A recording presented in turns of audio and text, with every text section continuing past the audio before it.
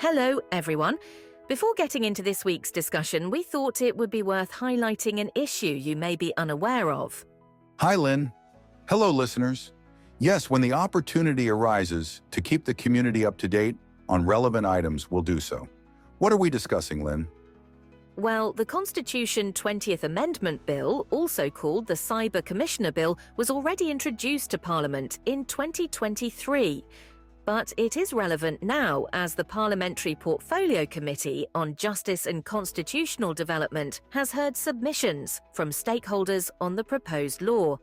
One step forward in the process of enacting this. So what does it say, Lynn? Well, let's quote directly from Section 192A, national legislation must establish the Cyber Commissioner. This reminds me of when the Cybercrimes Bill was being reviewed. It proposed something similar, but it was dropped from the final act.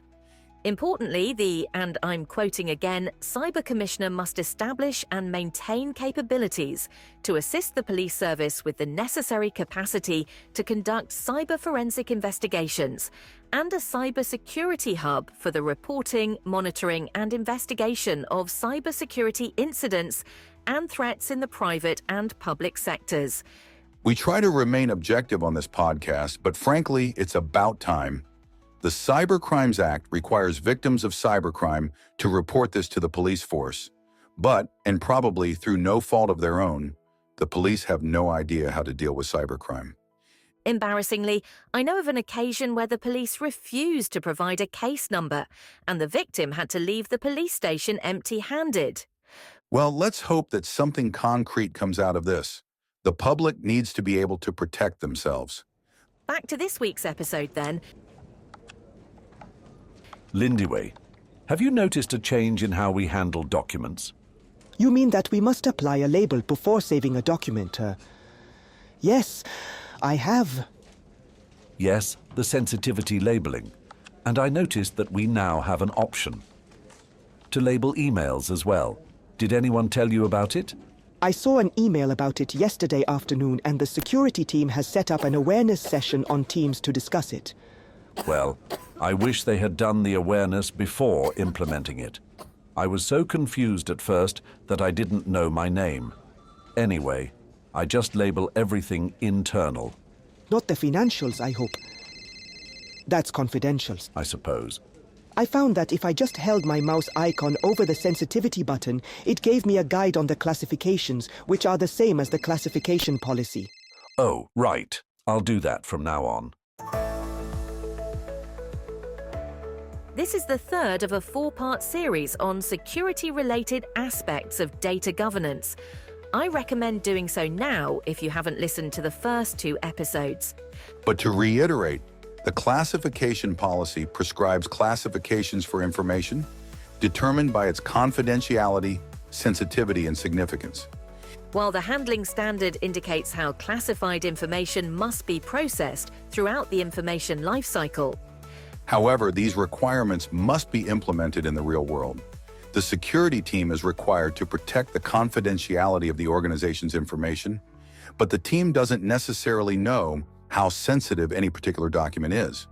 The user assists by attaching a label to the document, which guides the security administrator. This process attaches the document classification to the metadata of the document.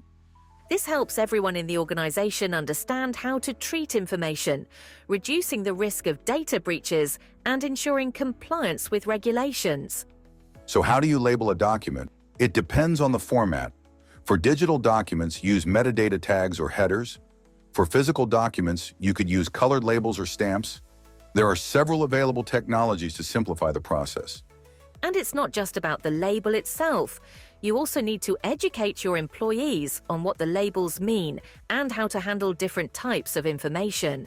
Regular training and clear guidelines are essential. Now let's talk about some common pitfalls. One mistake is inconsistent labeling. If some people use different labels for the same type of information, it can create confusion and undermine the whole system. Another pitfall is overclassification. If everything is labeled confidential, it can become meaningless and lead to classification fatigue. People might start ignoring the labels altogether. But don't worry, technology can help.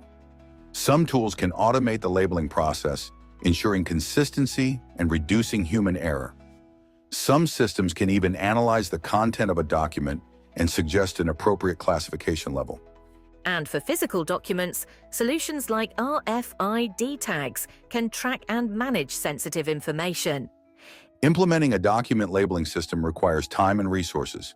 However, the cost of a data breach can be far greater, both financially and reputationally.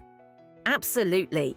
Proper document labeling is not just a best practice, it's a business imperative. It protects your organization's sensitive information, ensures compliance with regulations, and fosters a culture of security awareness. That's it from us for this episode.